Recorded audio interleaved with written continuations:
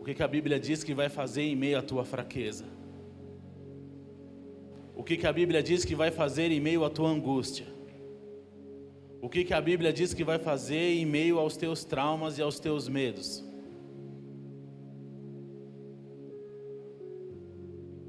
Entre o que você acha, o que a Bíblia diz, o que você prefere ficar? Entre o que a Bíblia diz e aquilo que você está passando hoje, com o que você vai ficar? O que você vai decidir seguir? O que você vai decidir viver? A Bíblia é a palavra de Deus, amém? E se a Bíblia está dizendo que eu vou ser, que eu posso fazer, que eu devo fazer, assim vai acontecer.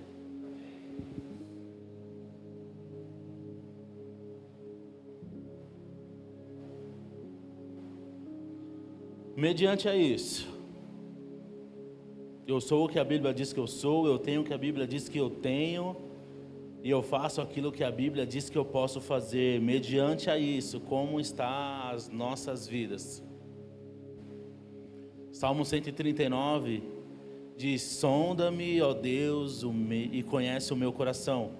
Prova-me e conhece os meus pensamentos. Vê se há em mim algum caminho mau e guia-me pelo caminho eterno. O nosso dever é sempre estar disposto a ser sondado por Deus, para que sejamos confrontados. Qual é a sua frequência de pedir para que Deus sonde o seu coração? Qual é a frequência que você se coloca diante de Deus pedindo para que Ele avalie a tua vida? Para que Ele diga aquilo que Ele está vendo? Qual é a frequência a qual você se coloca diante de um Deus vivo e poderoso e pede para que Ele direcione a tua vida, não do jeito que você quer, não para viver aquilo que você quer, mas para viver aquilo que Ele quer para você? Nós estávamos conversando no PG na quinta-feira sobre fé e ouvimos ali alguns relatos e cada um deu a sua opinião do que é fé. E nós entendemos que a fé ela é algo progressiva. Ela começa pequeno, como a palavra diz, um grão de mostarda. Mas ela tem o dever de crescer. Ela tem o dever de se tornar grande e forte, assim como a árvore de mostarda. Eu acho que é árvore. Uma das menores sementes, ela é menor do que um grão de arroz, mas quando cresce, se torna uma árvore forte e alta. A tua fé pode começar pequena, mas ela tem o dever de progredir e crescer mediante as tuas experiências com Deus, mediante ao quanto você conhece Ele, mediante ao quanto você tem intimidade com Ele. Quanto mais próximo dEle você estiver, mais intimidade você vai ter, e quanto mais intimidade você tem, mais os milagres dEle você vai viver, e quanto mais milagres dEle você viver, mais a tua fé vai crescer e aumentar. Uma fé progressiva que vai crescendo. E o nosso dever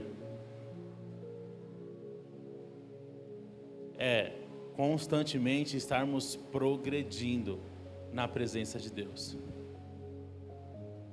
sendo confrontados, sim, saindo da nossa zona de conforto, sim, para que a gente progrida e cresça e avance e se torne forte, se torne algo firme, se torne algo com as raízes bem profundas. E só passar a mão na tua cabeça e dizer que você é incrível, você não vai chegar lá.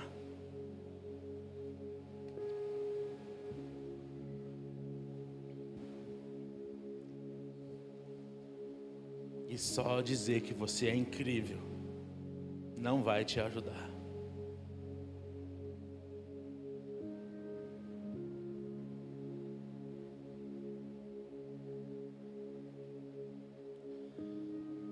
Você é alegre, é contente com a fase atual da igreja brasileira, quando você olha para a igreja, não para a placa da igreja, mas para a igreja universal, a igreja de Cristo, quando você olha para ela,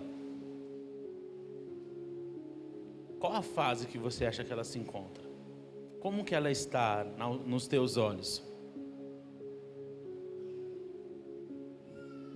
Tudo perfeito? Tudo na linha? Há margem para melhorar? Há coisas para serem ajeitadas, confrontadas e, por que não, mudadas? Qual foi o motivo que houve a reforma protestante? Um homem se levanta contra as práticas que a igreja praticava, contra as injustiças que a igreja praticava, contra a corrupção da igreja. Olhando para esses pontos que eu falei e olhando para a igreja de hoje, caberia? Se Lutero vivesse nos dias de hoje e a igreja a qual se encontra hoje, da forma com que é hoje, caberia uma reforma?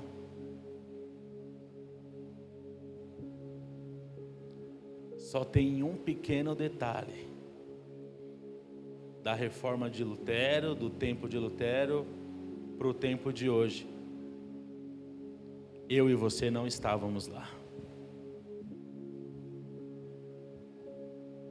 E se há um problema na igreja, é porque nós fazemos parte dela. Se há algo que precisa ser melhorado na igreja, é porque nós fazemos parte dela. Se há algo que precisa ser confrontado na igreja, é porque eu e você fazemos parte dela. Quem já ouviu aqui o pastor Cláudio Duarte, ele sempre tem uma brincadeira que diz: se você encontrar uma igreja perfeita, faça um favor, não entre.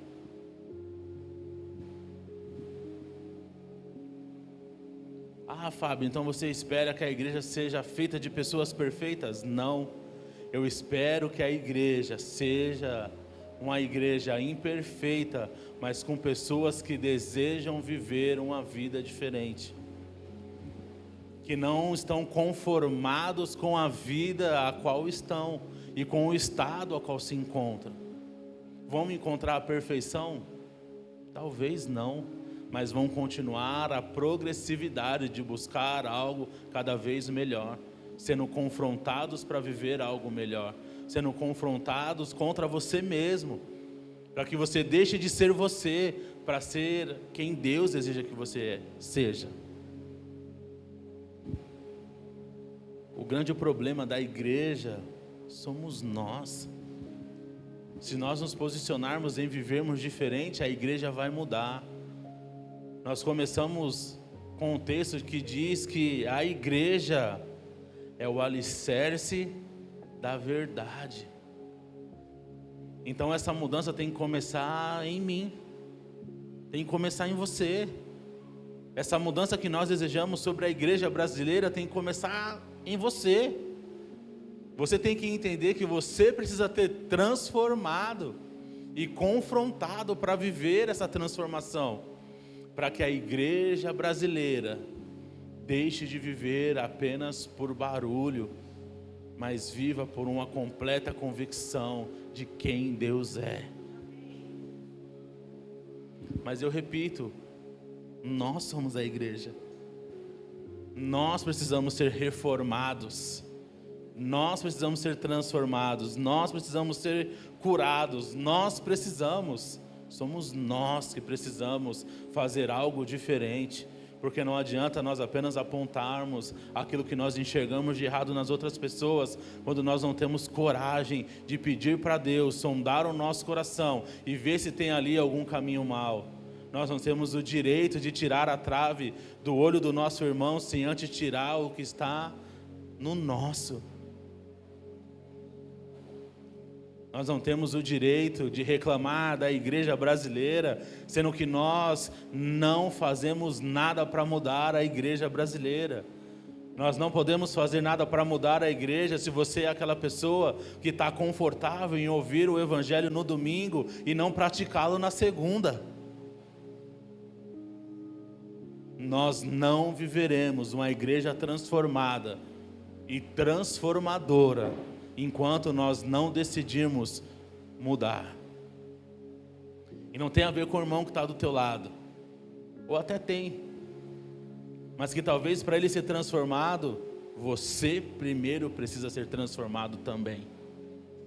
Nós ouvimos uma frase constantemente nessa igreja, o pastor Beto repete várias e várias vezes: existem pessoas que estão esperando você se posicionar em Cristo, para que elas também conheçam a verdade. Sabe por que talvez a sua casa ainda não foi transformada? Porque você não foi transformado.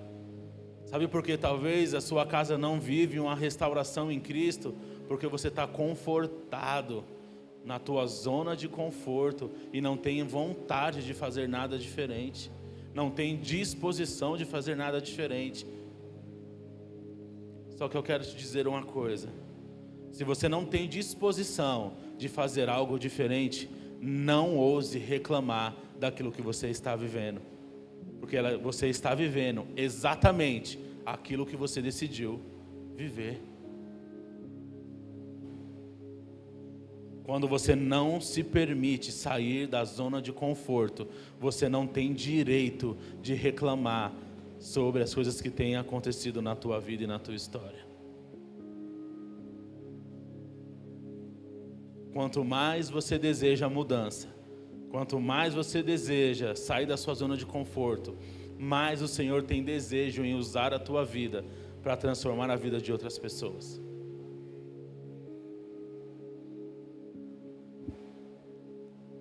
Não esqueça, nós somos a igreja.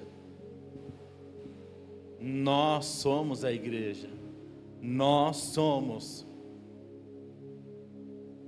aqueles que mantêm de pé as verdades de Deus.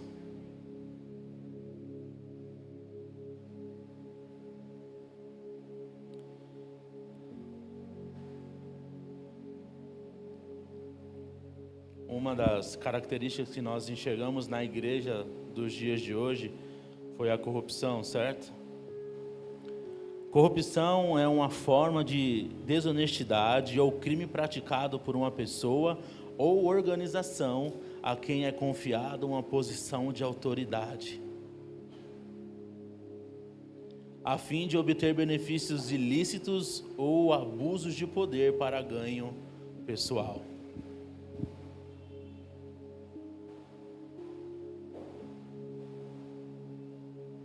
Quem foi que o Senhor Jesus deixou como autoridade da igreja?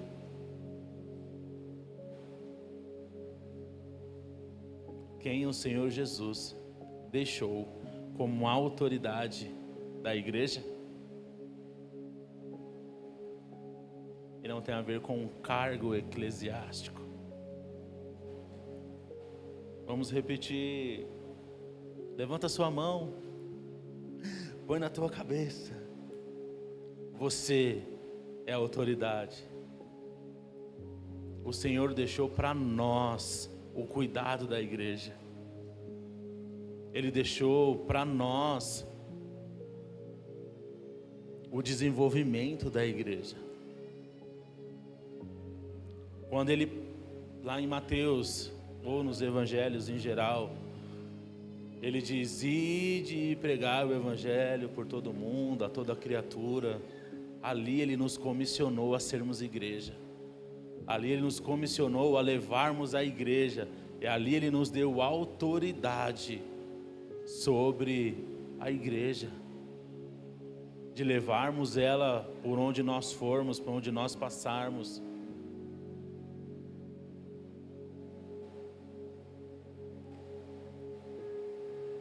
Eu ouvi uma ministração, eu não lembro, não anotei o nome do pastor, mas é uma igreja batista tradicional.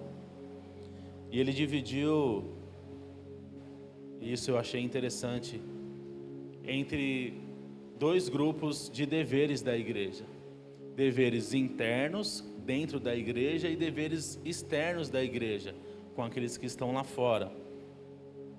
Eu anotei poucas referências, era só para a gente não se prender muito nisso. Mas um dever interno da igreja é capacitar os santos para o desempenho de seu serviço, levar cada pessoa ao conhecimento, respeitando as características e o chamado de cada um. É capacitar novos líderes. Um dos deveres internos da igreja é capacitar outra pessoa a exercer aquilo ao qual Deus chamou ela para fazer. Nós somos uma igreja que cremos nos 5 ministérios. Está lá em Efésios capítulo 4. Está lá mesmo. Vai que eu falei errado, né? Nós cremos nos ministérios: pastor, mestre, evangelista, apóstolo. Nós cremos nos 5 ministérios. E eu creio que o Senhor nos chamou e chamou cada um de nós para exercer algo específico, designado para cada um de nós. E qual é o meu dever como igreja? Fazer com que aquilo ao qual o Senhor te chamou para fazer seja feito com excelência. O meu dever interno como igreja é te levar a reconhecer aquilo ao qual o Senhor te chamou para ser e exerça isso com excelência. O meu dever interno como igreja é impulsionar novos líderes a serem tudo o que Deus preparou para nós. É não nos limitarmos com apenas uma fração de quem Deus é ou daquilo que Ele pode fazer. Um dos deveres internos da igreja é formar novos líderes. Um outro ponto: um dos deveres internos da igreja é ser firmes na doutrina bíblica, é pregar a palavra. É um dever de uma igreja, um dever interno da igreja, é ser zelosa pela palavra de Deus, é ser zelosa por aquilo que é ministrado, é ser zelosa por aquilo que é proposto a ser feito.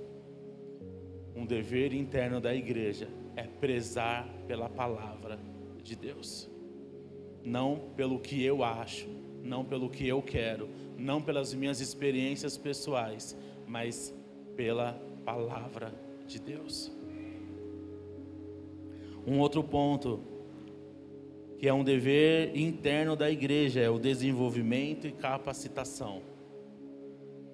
É sempre impulsionar as pessoas a aprenderem cada vez mais. É impulsionarem as pessoas a saírem da zona de conforto. É impulsionar as pessoas a ler mais, de orar mais, de jejuar mais, de conhecer mais sobre aqueles que eles estão falando. É um dever interno da igreja capacitar e enviar as pessoas a qual o Senhor preparou. E eu separei 2 deveres externos da igreja. O primeiro, temos o dever de proclamar a verdade. Nós temos o dever de proclamar a verdade lá fora. Nós temos o dever de nos posicionarmos pela verdade lá fora. Muitas vezes nós omitimos o nosso posicionamento.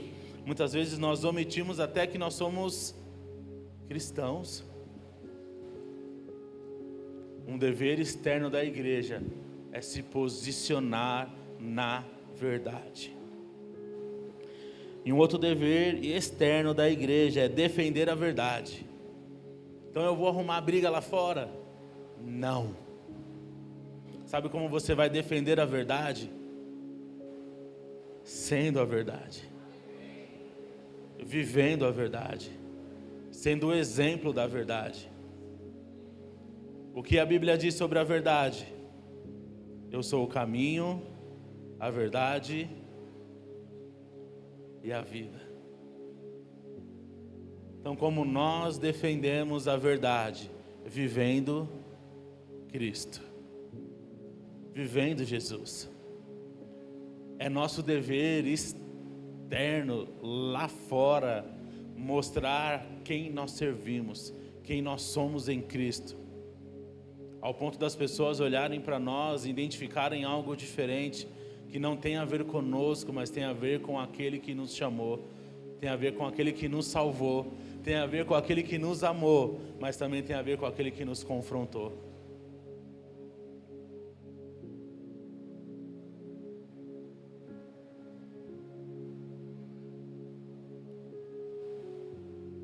Quantas igrejas tem no bairro de Pirituba?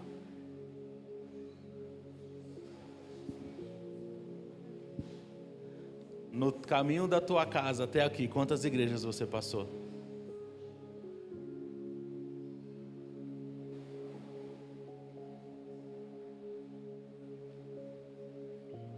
São muitas?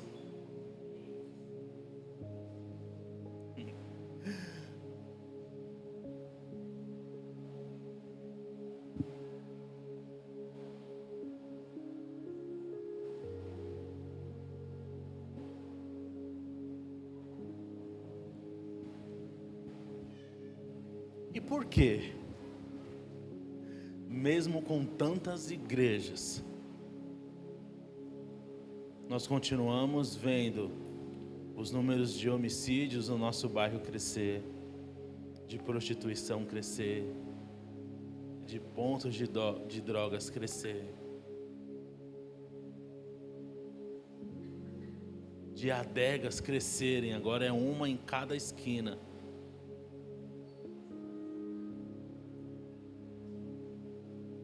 Olha para o nosso bairro, talvez, sei lá, 10 anos atrás. Olha para a Avenida 1, para quem mora aqui no bairro. 10 anos atrás, como era a Avenida 1?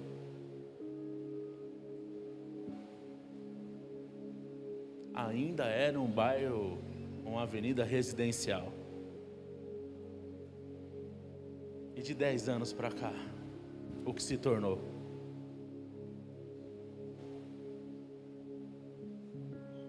Ah, Fábio, então você está dizendo que a culpa é da igreja?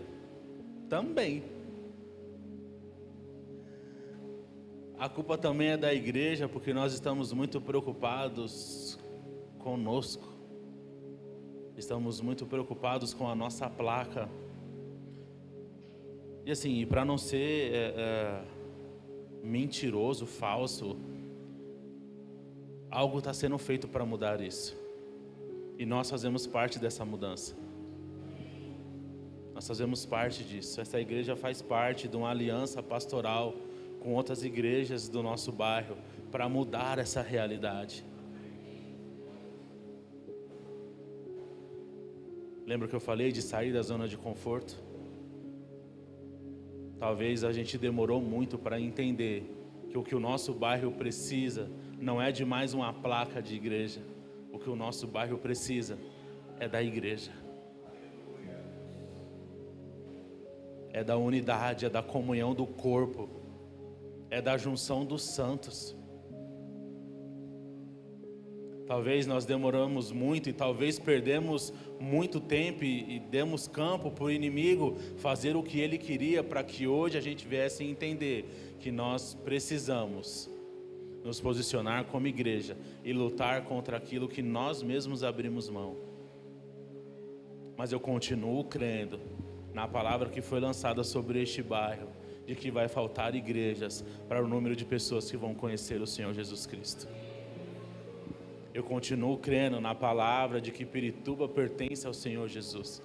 Eu continuo crendo que através da unidade, da comunhão do corpo de Cristo, da unidade pastoral deste bairro, vai se levantar para uma igreja transformada e transformadora, em nome de Jesus.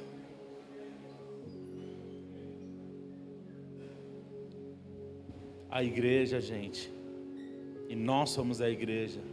Nós temos o dever de transformar o lugar onde nós estamos inseridos. Sabe o teu emprego? Você tem o dever de transformar aquele lugar. Sabe a tua casa? Você tem o dever como igreja de transformar aquele ambiente. Sabe a sua vizinhança? Você tem o dever como igreja de transformar aquele lugar.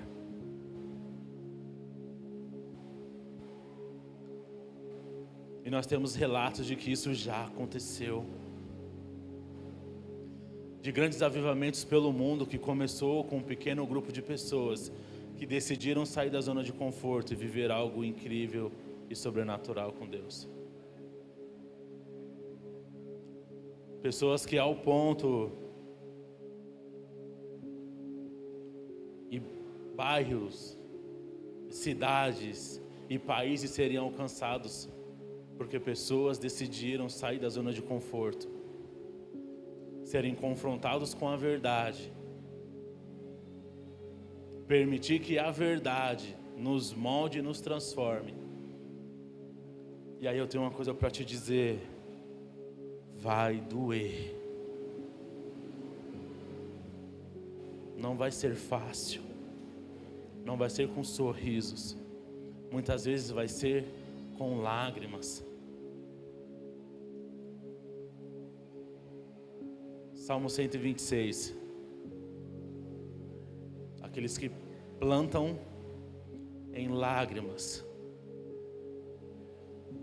colherão com alegria. Vai doer, vai te confrontar, vai te machucar, mas vai te fazer crescer, mas vai te fazer ser transformado, mas vai te fazer amadurecer e vai te fazer alcançar pessoas.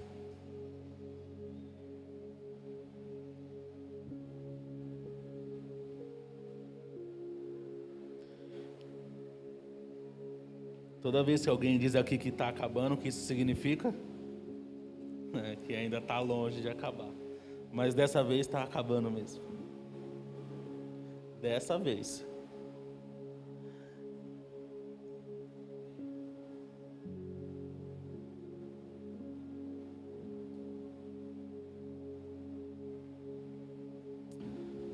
Esse é o dever fundamental da igreja. Jesus é o Cristo, é o Filho do Deus vivo. O dever da igreja é acolher, é abraçar, é amar, mas também é dever da igreja exortar, corrigir e transformar. Que possamos ser levados a sair da nossa zona de conforto através do confronto. Sabe quando você escuta aquela pedra polindo pedra e ferro afiando ferro? É isso. A única forma de te tirar da zona de conforto é dizer para você: eu estou contigo. Você não está sozinho nessa. Essa dor não vai te parar. Esse trauma não vai te paralisar. Nós estamos juntos. O ser igreja é eu olhar para você e você olhar para mim e dizer: aquilo que você fez não foi legal. A atitude que você teve não foi boa. O ferro afiando ferro é chegar em vocês e vocês chegarem em mim e falar: nós precisamos melhorar em tal ponto.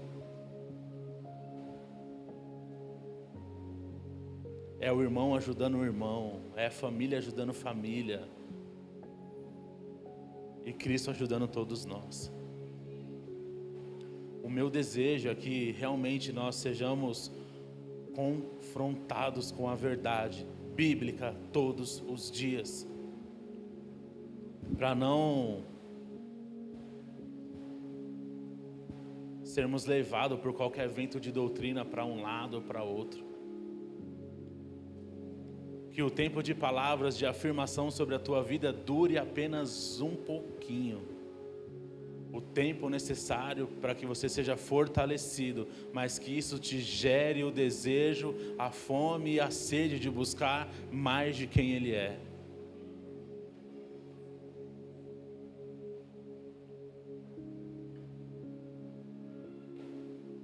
É quando Jesus pega o profeta e diz: entra aí no mar, água até o joelho, até o tornozelo. Ezequiel. Senhor, Deus pega Ezequiel, entra dentro do rio e entra até determinado momento, até determinado lugar, a água até os tornozelos. E ali ele fala com o homem de Deus, manda ele entrar um pouco mais, água até os joelhos, e entra mais um pouco, água até a cintura, e entra mais um pouco, água até o pescoço, e entra mais um pouco, até que entramos por inteiro. A vida cristã, ela é progressiva a este ponto. Que as palavras de afirmação sejam água até o tornozelo, mas que você tenha sede, fome, desejo de mais, e aí você começa a se alimentar de algo mais sólido. Isso te leva a água até os joelhos, mas isso já não é mais o suficiente. Não limite o que Deus tem para a sua vida, porque Ele é uma fonte inesgotável. Nós dizemos todas as vezes que Ele é a água que mata a sede, certo? Não, Ele é a água que dá mais sede, porque quanto mais você bebe, mais você quer. Quanto mais você bebe dessa fonte, mais você quer beber. Ele é uma fonte inesgotável. E nós devemos ter o desejo de ter essa sede todos os dias, progressivamente beber cada vez mais da fonte da vida. A vida cristã é progressiva. Ela tem que ir crescendo. E quanto mais você conhece dele, mais você tem desejo de diminuir para que ele cresça. E aí você cresce junto. Quando você reconhece que você, sem ele, não conseguiria nada. Quando você reconhece que uma pessoa que está falando mal de você,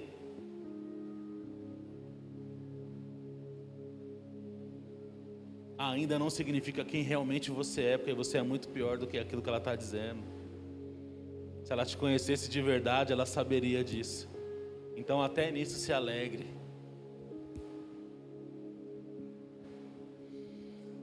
Confronto. A vida cristã é feita de confronto.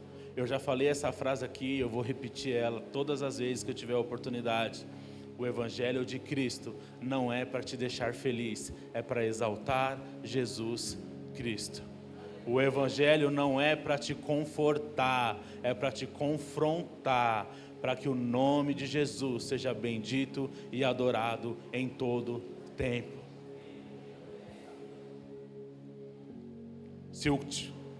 Se o confronto gerar honra e glória ao nome dele, você vai ser confrontado todos os dias. Mas para que o nome dele seja exaltado e glorificado, eu tiver que te confortar, assim também vai ser. Quer comeis, quer bebeis, fazei tudo para a glória de Deus. Se é no conforto, se for para a glória de Deus, aleluia. Se for no confronto e for para a glória de Deus, aleluia. Se nós tivermos que te confrontar domingo após domingo, para que você viva aquilo que Deus tem para a tua vida, você será confrontado domingo após domingo, porque nós não queremos ter apenas frequentantes de uma igreja. O nosso slogan qual que é? Nós somos uma família. Somos uma família. Eu não quero só te ver passar por aqui. Eu não quero te ver apenas ocupando uma cadeira deste lugar. Eu quero que você venha, seja confortado e confrontado para viver cada vez mais uma vida bíblica e sadia com Cristo. Eu não vou te vender o pó de pilim-pim-pim que vai fazer as coisas acontecerem na tua vida. Mas eu vou te apresentar um Jesus que pode e quer transformar a tua vida e a tua história. Que quer te tirar do lugar onde você está e te levar para um lugar ainda maior. E o lugar maior que nós podemos chegar é aos pés da cruz. Que Ele te confronte todos os dias para te levar cada vez mais para os pés da cruz. Para que, assim como João Batista, Senhor, que o Senhor cresça e eu diminua.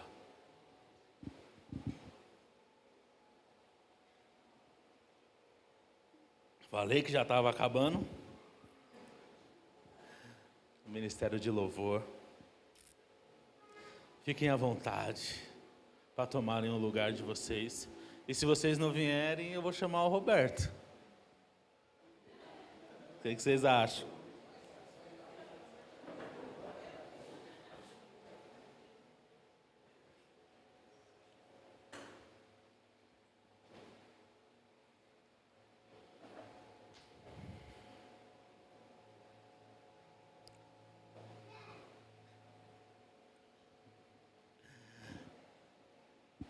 Eu comecei essa ministração perguntando se vocês estavam bem.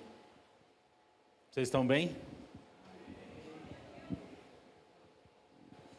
Amém?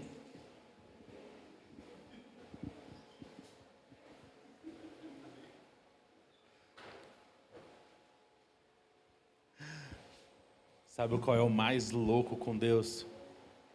É que saber até quando Ele chama a nossa atenção é porque Ele nos ama. O mais louco com Deus é que quanto mais nós permitirmos sermos confrontados para sermos transformados, mais Ele tem o desejo de estar conosco. Pô, cara, Davi foi um dos homens mais pecadores que a gente vai encontrar na Bíblia. Talvez ele tenha cometido mais pecados do que muitas pessoas que estão aqui hoje. Talvez ele tenha cometido pecados muito maiores do que pessoas que nós lemos no restante da Bíblia. Mas ele tinha um diferencial de todos os outros que nós lemos. Era um coração tratável em todo o tempo. Era um coração arrependido, era um coração quebrantado, era um coração que reconhecia as suas falhas, os seus erros e não deixava com que isso o paralisasse. É o mesmo cara que sentou no trono, mas continuou tendo um coração de pastor de ovelha.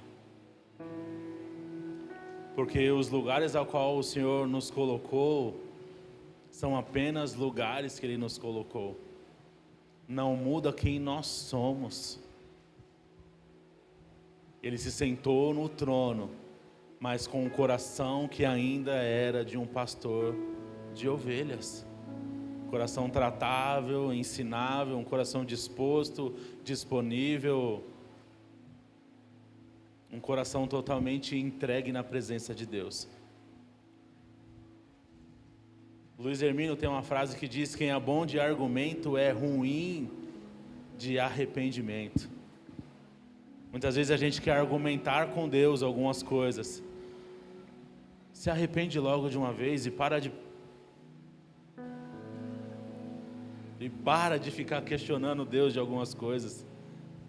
Reconhece logo qual é a tua parcela disso tudo que está acontecendo. Em vez de transferir a responsabilidade para o irmão do lado, para a igreja, para o pastor, para Deus. Nós precisamos nos levantar como uma igreja curada, que assume a responsabilidade. Nós precisamos nos levantar como uma igreja transformada, que reconhece o quanto é falha, mas que tem o desejo de progredir e se tornar uma igreja saudável, relevante. Nós lutamos nessa casa para sermos uma igreja saudável para o nosso bairro. Nós lutamos nessa casa para sermos uma igreja relevante para as nossas famílias, para os nossos filhos, para essa geografia. Nós lutamos para isso, mas nós iremos falhar muitas vezes. Nós iremos errar muitas vezes, mas o que nós nunca deixaremos de fazer é nos arrependermos, recalcularmos a rota, levantarmos a cabeça e permaneceremos buscando a face do Senhor. Nós não somos perfeitos, mas nós servimos um Deus de perfeição, e esse Deus está nessa casa. Esse Deus faz parte deste lugar, esse Deus faz parte deste culto. Esse Deus, mesmo sendo um culto a qual está chamando a tua atenção, continua olhando para nós com olhos de amor, e isso não se compara, não tem preço. Nós falhamos, e não vai impedir nós de falharmos outras vezes. Mas o que você nunca vai encontrar aqui são pessoas orgulhosas que não se arrependem. Você nunca vai encontrar aqui pessoas que não reconhecem qual é o teu lugar em Cristo. Pessoas que não reconhecem o quanto precisam ser transformadas para que outras pessoas conheçam quem Ele é.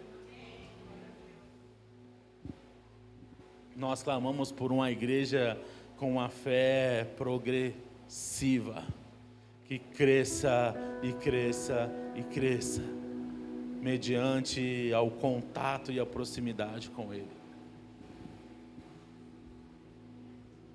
Sabe qual é o meu desejo?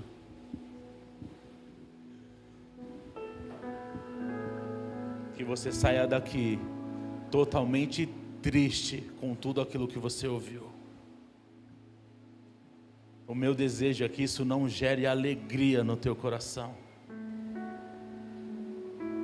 Não agora. Que você saia daqui totalmente triste com o que você ouviu, porque você reconheceu o quanto você precisa mudar. E aí, conforme você vai mastigando e digerindo tudo aquilo que foi dito, ela já não começa a ser tão amarga mais. Já começa a não doer tanto mais, já começa a não ser tão pesada mais, ela começa a ficar mais leve, mais fácil de digerir, e aí vai te dando alegria, vai te trazendo alegria, porque você vai reconhecendo que precisa mudar, que você precisa ser transformado e confrontado para viver a transformação, e aí ela vai ficando mais doce, porque vai começando a gerar algo dentro de você. O meu desejo é que você saia daqui confrontado com tudo aquilo que você ouviu e não conformado com aquilo que você ouviu. Confrontado, porque o nosso desejo, o desejo de Deus para a vida de cada um de nós, é que nós não venhamos apenas viver uma fração de quem Ele é, mas o completo dele. E para isso eu preciso ser transformado, e para isso eu preciso que vocês me confrontem, e para isso eu preciso que vocês me digam que eu estou errado, eu preciso que vocês me digam que eu preciso melhorar, eu preciso que vocês me digam que eu preciso parecer mais com Ele.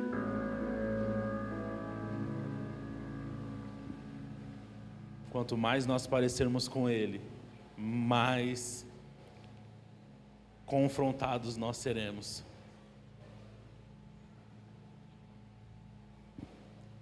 Você está disposto a ser confrontado por Ele todos os dias? Você está disposto?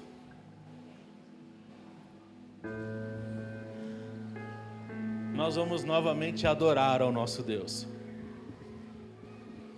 Nós vamos novamente levantar um clamor de adoração a Ele.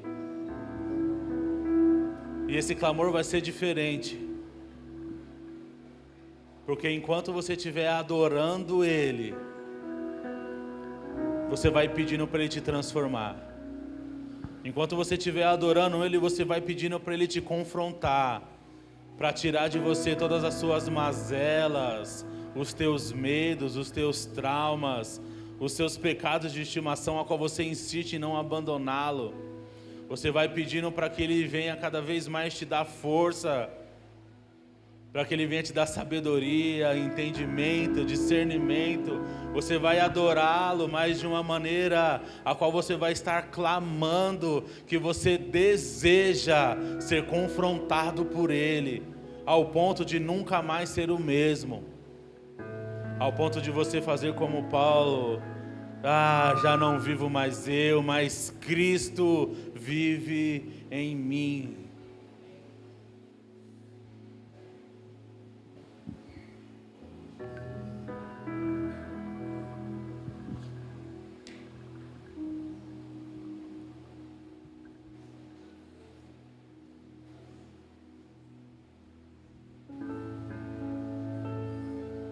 Igreja não tem a ver com conforto, tem a ver com confronto.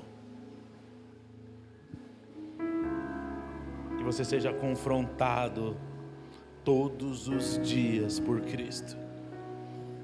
Confrontado pelo amor dEle, confrontado pela justiça dEle, confrontado pelo fogo que queima, que aquece, mas que também consome.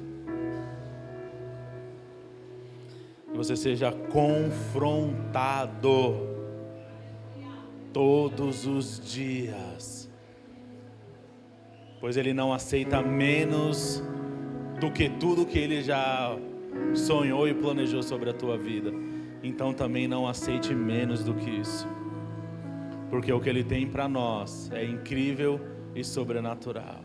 O que Ele tem para nós através do confronto nos levará